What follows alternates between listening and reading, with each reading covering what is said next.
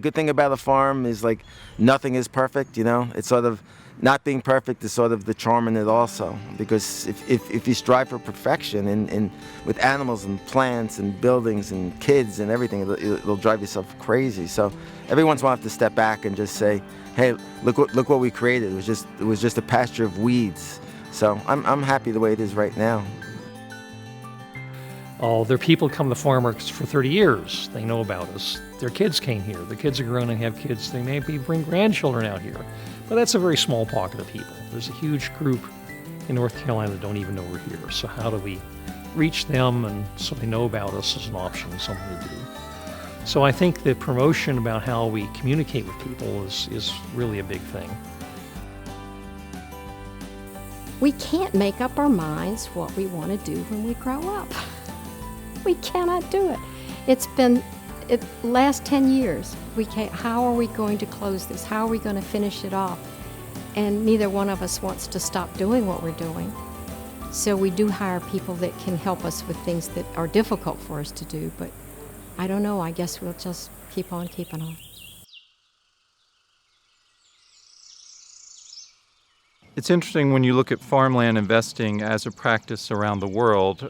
People are investing in farmland in countries all over, in Africa, South America, often for very large scale, very industrialized production. What we're interested in here is attracting investors who want to have a social impact in the communities where they live. They want to create places where people can learn about the cycle of life and food production, where people can experience a connection to land and enjoy beverages that are made right on the farm.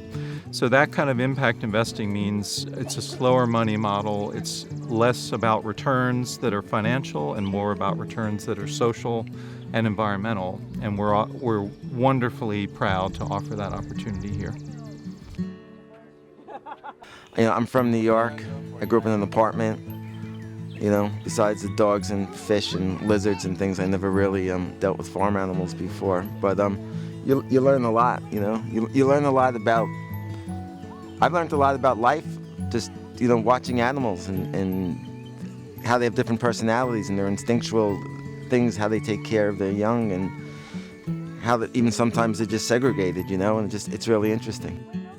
Growing up, food and farming was part of our education, so we were eating regional, organic, seasonal, sustainable food. And we're doing the same thing here. You know, people are coming and they're seeing us grow a carrot, for example, and then we're eating the carrot, and the top of the carrot is being fed to the chickens, and it's just really amazing for them to see it come full circle.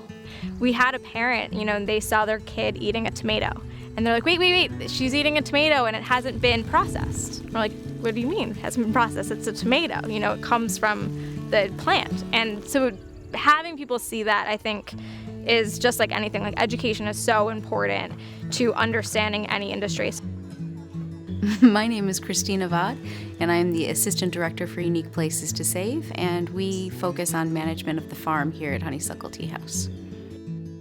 The Honeysuckle Tea House came to exist via a gentleman by the name of Tim Tobin. He hired an architect, and they just really wanted to create, again, a community asset for people to come and gather and learn about the land and become more conservation-minded.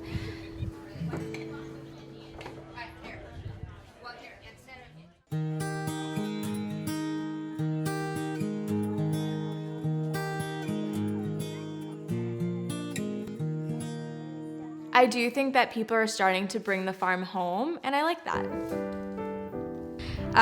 Right now, it seems the only way to be truly sustainable as a small-sized farm. And it's something that I've seen where I grew up, you know, in the cold seasons. That's what they have to do to sustain themselves. You see the corn mazes, and you see the holiday hay rides and all of that. And in this area, I've seen it a lot. I think with farms, there's different niches, you know. I know somebody locally has been trying to experiment with truffles, and maybe with a smaller farm you can experiment a little bit more, but there's the big farms, they're there and they have their place, and they should be there. But the small farms have their place, and they should be there also, and they should be supported by communities, otherwise they'll turn into subdivisions. I think there, you know, always people who want to buy your timber. You know, you get a letter every week saying, hey, you got land, well, let's buy your timber. There have been people who've been interested in the in-buildings a little bit in terms of doing a little wash and fine dining. This is the most recent one, about just before the last depression knocked everything off. And other things that really didn't have too much to do with our idea of having the farm, continue farming in some fashion here that was appropriate to the neighborhood and markets we had. So we've had people who had their own ideas, didn't really share ours, and really didn't get what we're doing. Agritourism is moving in that direction because you look at all of the numbers of other people that are doing farm-to-fork dinners. You look at it and the way there are so many wine trails, cheese trails, and so on. What we've done is not unique, and other people are copying it, and it's going to work. Because if it works in Europe and has for hundreds of years, it's certainly going to work here. I see farming in a generation going two ways. I think the industrial global model will continue. I think genetically modified foods will continue. I think a handful of companies will control our entire food supply from seed to plate, and I think that's not a healthy thing at all. I think having farms such as Honeysuckle Tea House and Farm, everywhere we can grow them, is good for all of us, because it does mean that those foods are produced by and for local people without the need to have them as part of the global industrial food system. You have your big production farms that are important but not accessible, and then you have small farms like this that are being sold to developers. And so we're really starting to lose this people to farm experience.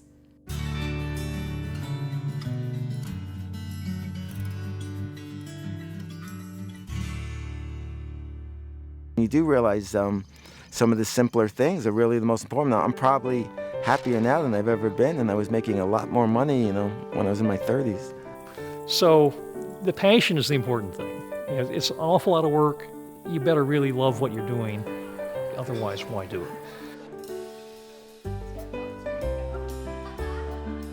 My husband's idea was that people wanted to come out and visit and stay and learn about the farm. We had established on-farm dinners, and they were quite popular even in just our log cabin. And so that was his idea, that it would give us more space for people to come and visit. Very plain locales, FLEMMING. We provide an opportunity for people to come out, get on the land, and really connect with the sense of place that we've created here. So I would say that our impact investors have chosen to support the Honeysuckle Tea House for more of a social impact reason versus a financial return on their investment. For being a pioneer in something new, or farming is being taken over by a lot of big business, and there's a lot of small farmers that are being put out of business.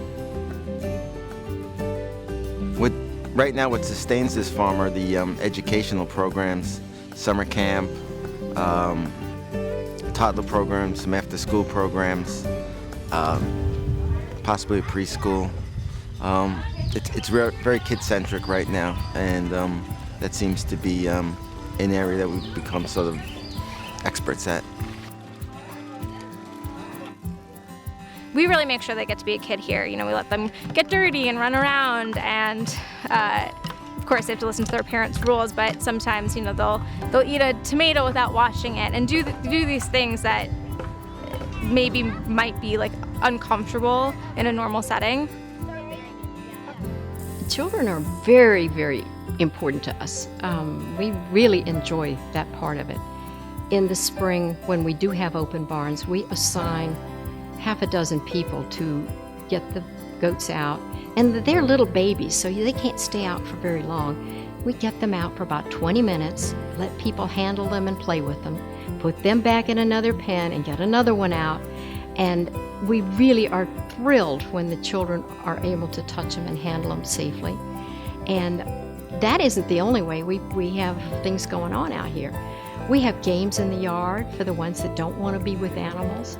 We have a beautiful swing that my son got from an old Greenpeace ship, and we have trails to walk on, and We do nature trips sometimes with kids.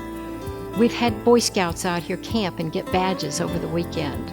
So yeah, it's not hard to connect kids with nature.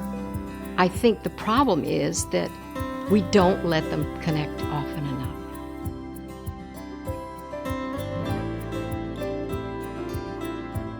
And we really want to focus on education and teaching people about the berries and the herbs through education and the bees and the pollination and how it all connects.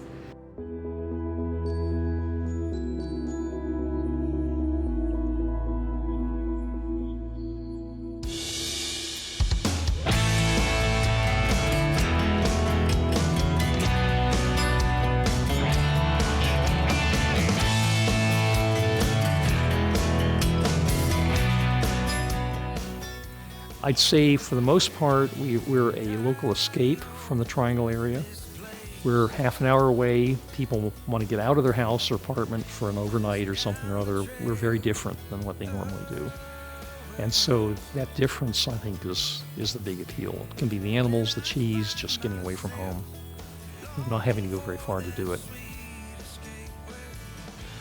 When I first came down, I said, "Oh, I went from like a glamorous business. We rented the houses to celebrities and sold to athletes, and everybody was more important than the next person."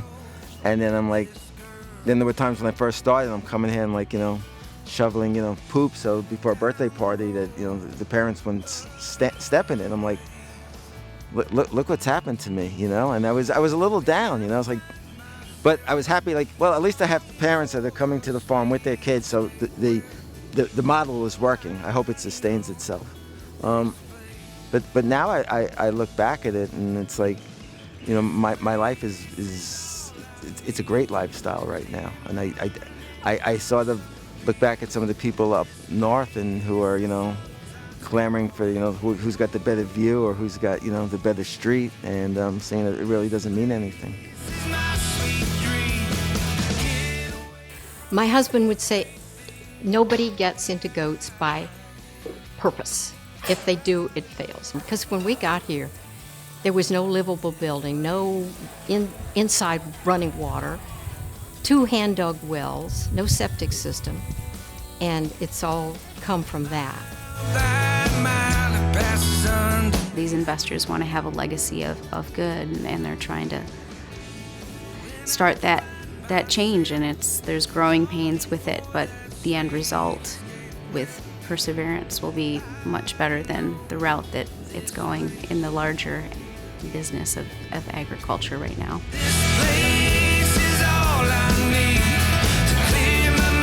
It's been really extraordinary for the parents to see it, and I think that's what keeps me here. It's the most amazing place to spend the day, and it hardly feels like work, so I love it. I think I'm here to stay. It's just a great place to come and recharge. You'll find folks out here on Thursday and Friday working on their laptops and just enjoying the serene, peaceful environment, and get up and take a walk out into the fields and check out the bees. It's just a great place to come and relax, whether you're working or playing. That education is something that we want to reach out to adults, to children, and make sure that people do connect with this place so that they have a greater appreciation for local food systems and the whole cycle of life that is contained in agroecology.